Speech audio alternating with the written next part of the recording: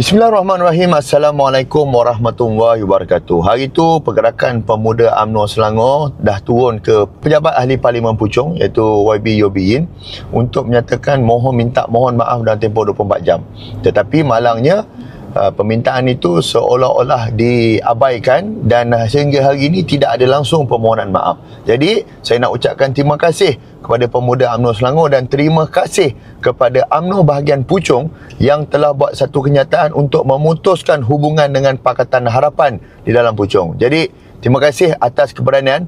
Ada yang tanya saya, sama adakah hanya sekadar kenyataan saya saja, ini hanyalah pendapat peribadi ataupun apa. Jadi saya nak maklumkan ini bukan pendapat peribadi saya, maka saya nak jemput semua akar umbi, pemuda, puteri maupun siapa sekalipun yang masih lagi sayangkan UMNO dan juga ahli UMNO untuk datang ke Konvensyen Khas Pemuda UMNO Malaysia yang bertajuk Hala Tuju UMNO, sama ada kekal atau keluar daripada kerajaan ini pada 3 hari bulan 1 ini yang akan bertempat di Dewan Tun Ismail di PWTC.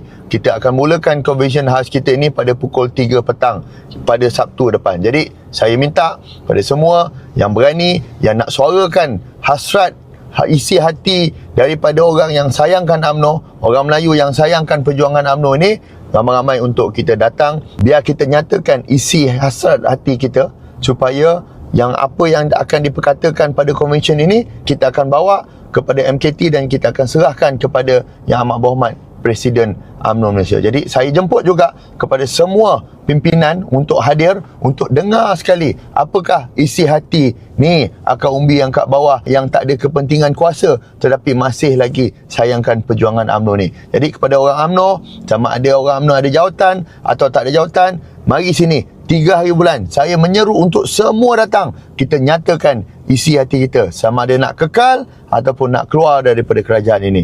Terpulang kepada anda yang akan buat keputusan. Terima kasih.